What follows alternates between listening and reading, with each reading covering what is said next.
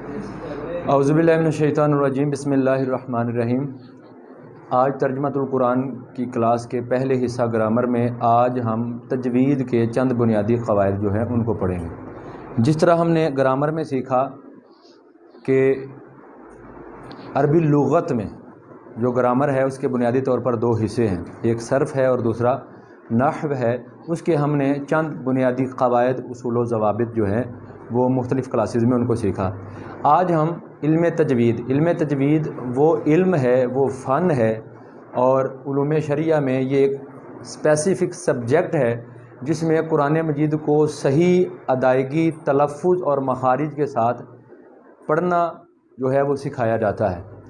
تو اس میں سے آج ہم بنیادی قواعد جو حروف مدہ کے ہیں، حروف مدہ 3 ہیں، الف، واو اور یا۔ الف، واو اور یا، جس طرح کہ ہم نے ابتدائی کلاسز میں پڑھا تھا کہ الف اور حمزہ میں فرق ہے۔ الف یہ جو ہمیں عمودی علامت ایک نظر آتی ہے، اگر اس پر کوئی حرکت، زیر، زبر، پیش یا جزم کوئی بھی حرکت آ جائے تو پھر یہ الف نہیں رہتا بلکہ حمزہ بن جاتا ہے۔ اور جب ہم حروف مدہ کی بات کریں گے تو وہاں پر مطلقاً الف کی بات ہوگی، اس کے ساتھ واو کی بات ہوگی اور یا کی بات ہوگی۔ تو حروف تہجی میں سے یہ 3 حروف ایسے ہیں جو حروف مدہ کہلاتے ہیں، اور مد کا معنی ہوتا ہے کھینچنا، یعنی ان کو جب ہم ادائیگی کریں گے، قرآن مجید پڑھیں گے، حدیث مبارکہ پڑھیں گے، تو جس مقام پر یہ آئیں گے تو وہاں پر ہم آواز کو کھینچ کے حروف کو لمبا کر کے پڑھیں گے ادائیگی میں۔ اب سوال یہ ہے کہ یہ تینوں حروف کیا ہر وقت مدہ ہوتے ہیں؟ تو اس کا جواب یہ ہے کہ یہ تینوں حروف ہر وقت مدہ نہیں ہوتے، بلکہ ان کی خاص شرائط ہیں۔ سب سے پہلے ہم آتے ہیں الف کی طرف۔ الف کے لیے شرط ہے کہ جب الف سے پہلے زبر آ جائے، کیا آ جائے؟ زبر آ جائے، تو پھر ہم الف کی جو حرکت ہے اس کو مد کی شکل میں پڑھیں گے، یعنی اگر زبر ہے تو 2 زبروں کے برابر ہم آواز کو کھینچ کے لمبا کر کے پڑھیں گے۔ جس طرح ہمارے سامنے مثال ہے، آپ دیکھیں، قالو، قالو۔ اب کاف زبر کا یہ ادائیگی کا ایک حصہ ہے، لیکن ہم اس کو تھوڑا کھینچ کر قالو۔ جس طرح ہم نے جب ماضی کی گردان پڑھی تھی تو اس میں پڑھا تھا دارابا، اور دوسرا صیغہ کیا پڑھا تھا جی؟ دارابا۔ اب دارابا کو ہم نے کیوں لمبا کیا؟ کیونکہ یہاں پر الف مدہ آ گئی۔ کیا آ گئی ہے؟ الف مدہ۔ اگر ہم حروف کی ادائیگی میں اس چیز کا لحاظ نہیں رکھیں گے تو ہم صیغہ جات کی پہچان نہیں کر سکیں گے، ہمیں نہیں پتہ چلے گا کہ یہ صیغہ واحد مذکر غائب ہے یا تثنیہ مذکر غائب ہے۔ تو یہ ہے، جب ہم قرآن مجید پڑھتے ہیں یا حدیث مبارکہ پڑھتے ہیں، جس جگہ پر الف سے پہلے زبر آئے، الف سے پہلے زبر آئے تو آواز کو کھینچ کے لمبا کر کے پڑھیں گے۔ اسی طرح جب واو ساکن سے پہلے، واو کیا ہو؟ ساکن ہو، اور واو کے سکون کی یہ علامت ہے کہ اس کے اوپر جزم آ جائے، سکون آ جائے، سکوت آ جائے، اور اس سے پہلے پیش ہو، جو پہلے والا حرف ہے اس کے اوپر کیا ہو؟ پیش ہو، تو اس واو کو ہم تھوڑا سا کھینچ کے لمبا کر کے پڑھیں گے۔ جیسے یہ ہمارے پاس قالا ماضی معروف کا جو صیغہ ہم نے پڑھا تھا، اس سے گردان چلائی تھی، یہ اس کا تیسرا صیغہ ہے، قالا، قالا، قالو۔ تو یہ جو قالو، اس کو لمبا کیا، اس وجہ سے کیا کہ یہ واو یہاں پر واو مدہ ہے، واو مدہ ہے۔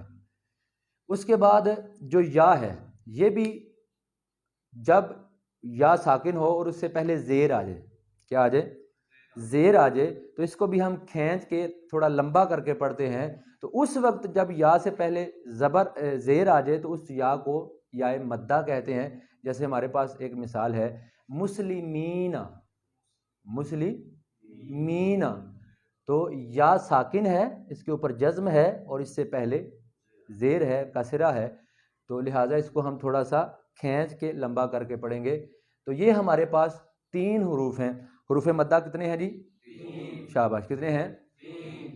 پہلا، دوسرا، تیسرا، الف کب مدہ ہوتا ہے؟ جب اس سے پہلے.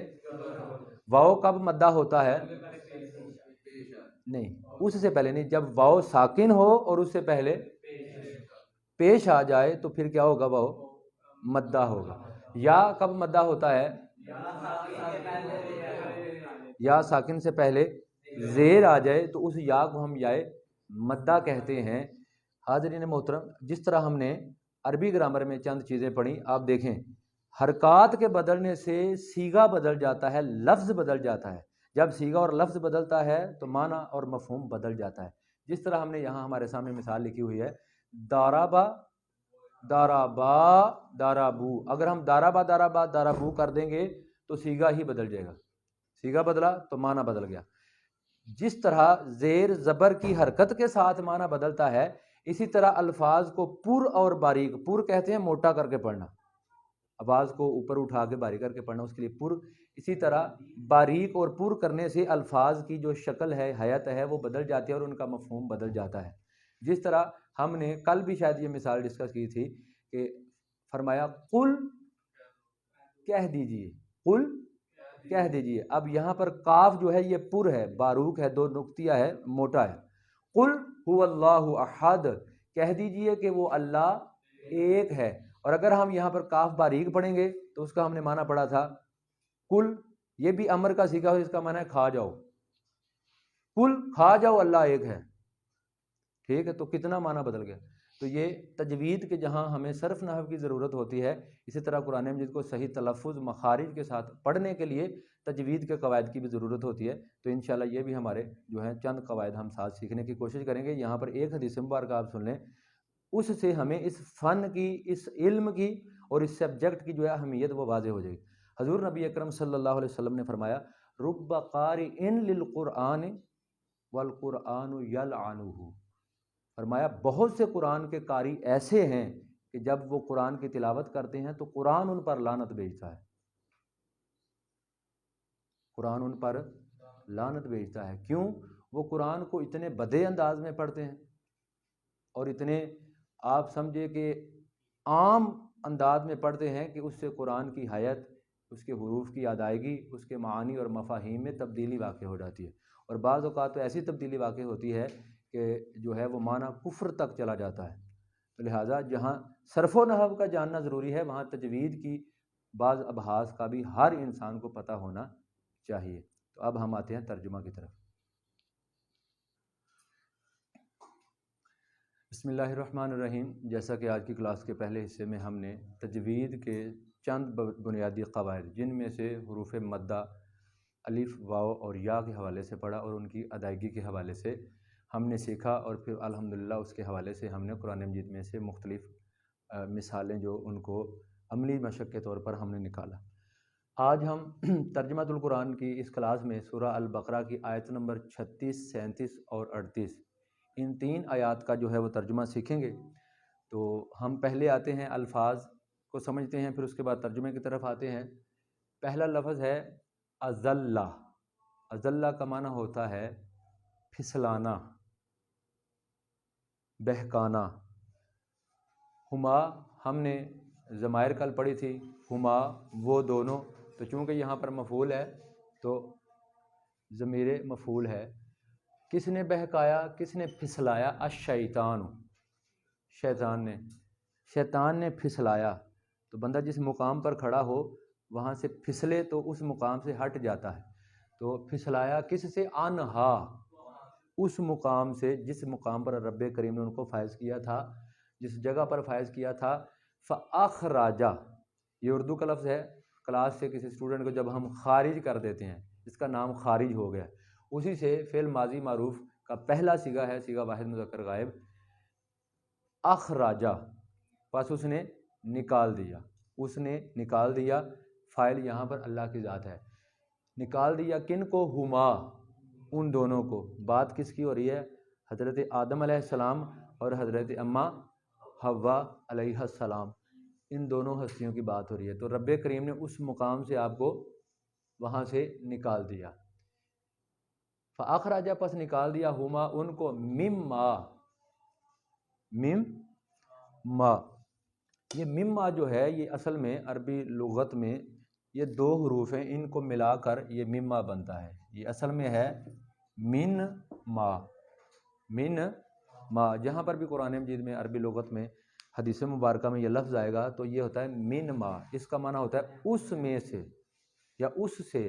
جس طرح ہم نے سورہ بقرہ کے بالکل آغاز میں پڑھا وَمِمَّا رَزَقْنَاهُمْ يُنْفِقُونَ، اور جو کچھ ہم نے ان کو عطا کیا بصورت رزق اس میں سے خرچ کرتے ہیں، اس میں سے خرچ کرتے ہیں۔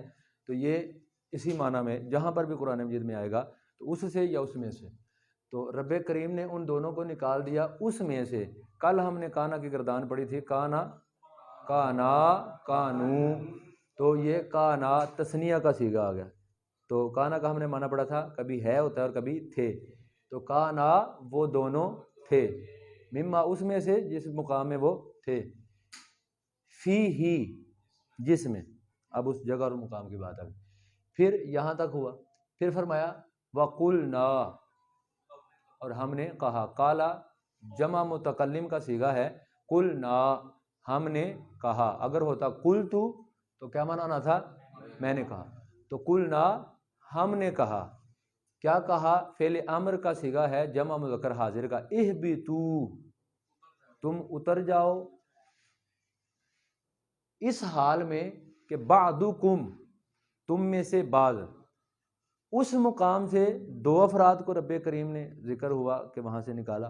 اب یہاں پر چونکہ وہاں پر صرف حضرت اماں حوا اور سیدنا آدم علیہ السلام ہی موجود نہ تھے، وہاں پر ایک اور بھی تھا جو اس مقام سے آپ کو بہکانے کی کوشش کر رہا تھا۔ تو اب سب کا ذکر ہوا، فرمایا تم سب اتر جاؤ اس حال میں، بعضکم تم میں سے بعض، لبعضن بعض کے لیے، لام زیر لی کا معنی ہم نے پڑھا تھا کے لیے، بعضن بعض کے، تم میں سے بعض بعض کے لیے۔ یہ لفظ اردو میں بولا جاتا ہے عدو، دشمن۔ اس حال میں تم نیچے اترو گے کہ تم میں سے بعض بعض کے لیے دشمن ہیں، اور والاکم تمہارے لیے، والاکم تمہارے لیے، کا کما کم پڑھا تھا ہم نے، کی کما کننا، والاکم اور تمہارے لیے، فی الارض زمین میں، مستقرن ٹھہرنا ہے۔ مستقر کا لفظ ہے جائے قرار یا قرار حاصل کرنا، یعنی کسی جگہ پر ٹھہرنا، اس سے لفظ ہے مستقر، تمہارے لیے ٹھہرنا ہے زمین میں۔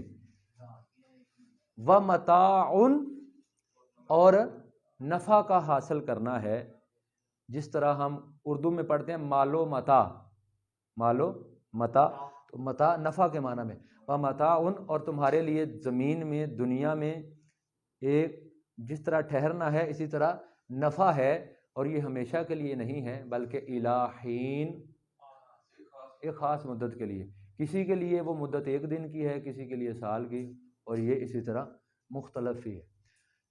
پھر فرمایا جب رب کریم نے تمام افراد کو دنیا پر بھیجا تو پھر کیا ہوا؟ فَتَلَقَّى، فا پس تلقا سیکھ لیے، تلقا ماضی معروف کا صیغہ ہے، واحد مذکر غائب کا، سیکھ لیے کس نے؟ آدم نے۔ اب بھیجنے والا بھی خود ہے اور سکھانے والا بھی خود ہے، یہ ہے محبت۔ فرمایا سیکھ لیے حضرت آدم نے، کس سے؟ من ربہ، اپنے رب سے۔ سکھانے والا رب کریم ہے اور سیکھنے والی ذات سیدنا آدم علیہ السلام۔ حضرت آدم نے سیکھے اپنے رب سے، کیا سیکھے؟ کلماتن، کچھ کلمات، کچھ باتیں۔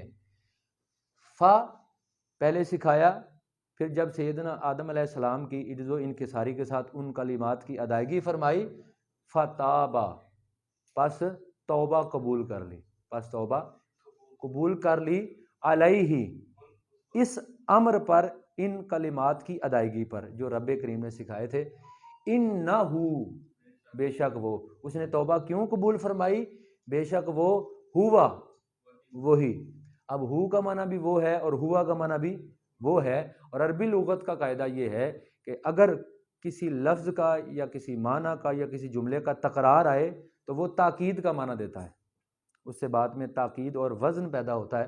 فرمایا بے شک وہ اور یقیناً وہی التواب توبہ قبول کرنے والا ہے، الرحیم اور رحم فرمانے والا ہے. پھر قالا سے جمع متکلم کا صیغہ آیا، قلنا ہم نے کہا، یہ لفظ وہی آیا، اہبتو تم سب اتر جاؤ، منہا اس سے، جمیعاً سب کے سب، فاما پس اگر کبھی، عطا یاتی کا معنی ہوتا ہے آنا، عطا یاتی کا معنی ہوتا ہے آنا، اور عطا بھی کا معنی ہوتا ہے لے آنا. جس طرح ہم نے پڑھا تھا کلاسز کے بالکل آغاز میں کہ جاء کا معنی آنا اور جاء بھی لے آنا، ذہابہ کا معنی جانا اور ذہابہ بھی لے جانا. تو یہاں پر عطا یاتی فرمایا یاتی ینکم تمہارے پاس آئے گی، یاتی آئے گی، کم تمہارے پاس، کس کی طرف سے؟ منی میری طرف. یہ اصل میں من اور آگے یا جو ہم نے کل پڑھی تھی ضمائر میں سے واحد متکلم مفعولی حالت میں، منی میری طرف سے. اگر ہوتا منا تو پھر کیا ہونا تھا؟ ہماری طرف سے. تو فرمایا پس اگر آئے تمہارے پاس، منی میری طرف سے، کیا؟ ہدن ہدایت، کیا آئے؟ ہدایت. فمن پس جس نے، تابعہ اتباع کر لی، پیروی کر لی، کس کی؟ ہدایا. اب یہاں پر دیکھیں ہدن ہے ہدایت، اور یہ ہدا دو زبر تجوید کے اندر جب اس کو ساکن کرے تو وہ الف میں بدل جاتا ہے. کس میں؟ الف میں. جس طرح ہمارے پاس لکھا ہوا ہے جمیعاً، جب اس کو ہم ساکن کریں گے تو بن جائے گا جمیعا، الف میں بدل جائے گا. تو یہ جو آپ کو کھڑی زبر نظر آ رہی ہے یہ اصل میں یہ تنوین ہے، اور اس کے ساتھ یا ہے، یا نسبی واحد متکلم کی، خدا یا میری ہدایت، جس نے اتباع کی، کس کی؟ میری ہدایت کی جو میں نے بھیجی ہے. تو ایسے شخص کے لیے فرمایا فلا خوفن کوئی خوف نہیں ہے، علیہم ان پر، ولا اور نہ ہی، ہم وہ، یحزنون غمگین ہوں گے. حزن اور ملال اردو میں لفظ بولا جاتا ہے، اسی سے یہ مضارع معروف جمع مذکر غائب کا صیغہ ہے، یحزنون، اور وہ غمگین نہیں ہوں گے. جی اب آتے ہیں ترجمے کی طرف. جی فرمایا فاضل پس پھسلا دیا، ہما ان دونوں کو. کن کی بات ہو رہی ہے؟ سیدنا آدم علیہ السلام کی اور حضرت اماں حوا علیہ السلام کی. ان دو ہستیوں کی بات ہو رہی ہے جب رب کریم نے آپ کی تخلیق فرمائی اور آپ کو جنت میں قرار عطا فرمایا. تو وہاں پر ہم نے پچھلی آیات میں پڑھا تھا کہ رب کریم نے فرمایا تھا فلا تقربا هذه الشجرۃ، اس درخت کے قریب نہیں آنا، وگرنہ کیا ہوگا؟ فتکونا من الظالمین، تو آپ کا شمار ظالمین میں سے ہو جائے گا. تو اب یہاں پر لمبی تفاسیر ہیں، مفسرین نے اس کے اوپر کثیر کلام کیا ہے. تو شیطان نے بہانے سے ان کو اس جگہ سے پھسلایا، انہا وہاں سے، فاخرجا تو پھر کیا ہوا؟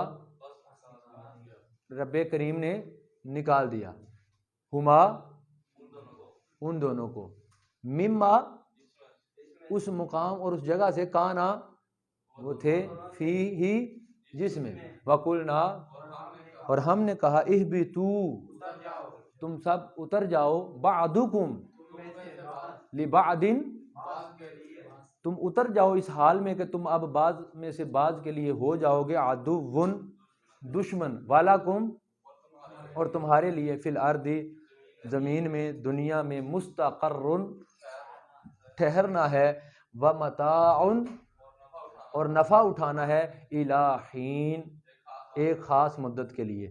فتلقا پس سیکھ لیے، آدم علیہ السلام نے، من ربہ اپنے رب سے، کلمات کچھ کلمات کچھ باتیں، فتابا پس توبہ قبول کر لی، علیہ اس پر، انہ ہوا التواب الرحیم. قلنا اہبطوا منہا جمیعا فَإِمَّا یأتینکم منی ہدن فمن تبع اتباع کی ہدا یا فلا خوف علیہم ولا هم یحزنون. تو یہ ہم نے آج کے اس سبق میں پڑھا. السلام علیکم ورحمۃ اللہ وبرکاتہ.